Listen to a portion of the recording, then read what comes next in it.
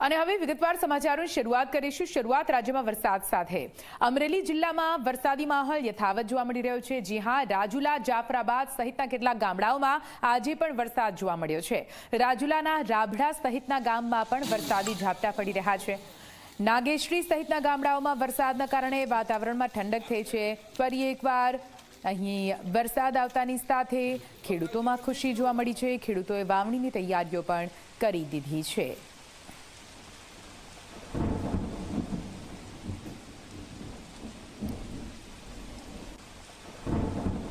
ગીર સોમનાથના વેરાવળ પંથકમાં પણ વરસાદની એન્ટ્રી થઈ છે। વેરાવળ શહેર અને આસપાસના વિસ્તારોમાં વરસાદ આવ્યો।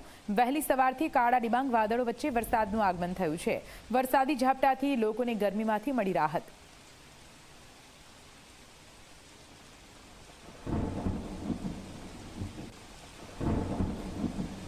આ તરફ સુરતમાં પણ વહેલી સવારથી વરસાદની શરૂઆત થઈ છે। પીપલોદ, ઉમરા, અઠવાગેટ સહિતના વિસ્તારોમાં વરસાદ પડતા લોકોને બફારામાંથી મળી છે રાહત। સવારમાં રેઇનકોટ પહેરીને શાળાએ વિદ્યાર્થીઓ પહોંચ્યા હતા। સવારથી જ વાદળછાયું વાતાવરણ જોવા મળ્યું હતું અને અચાનક વરસાદની શરૂઆત થતાં લોકોમાં ખુશી જોવા મળી।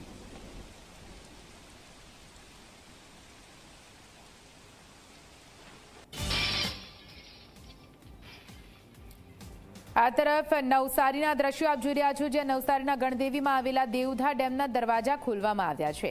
ચોમાસાનો આરંભ થતાં સાવચેતીના ભાગરૂપે દરવાજાને ખોલવામાં આવ્યા।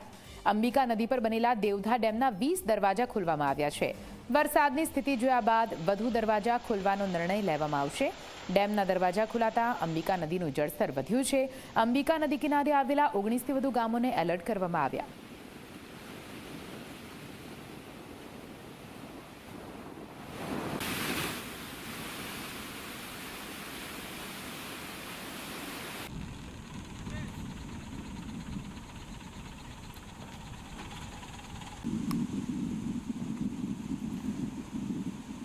તો ડેમના દરવાજા ખોલાતા અંબિકા નદીનું જળસ્તર વધ્યું છે અને તેના કારણે હાલ તો 20 જેટલા દરવાજા ખોલવામાં આવ્યા છે અને આગળ પણ અન્ય જેટલા ગામો છે તેમને પણ એલર્ટ કરી દેવામાં આવ્યા છે।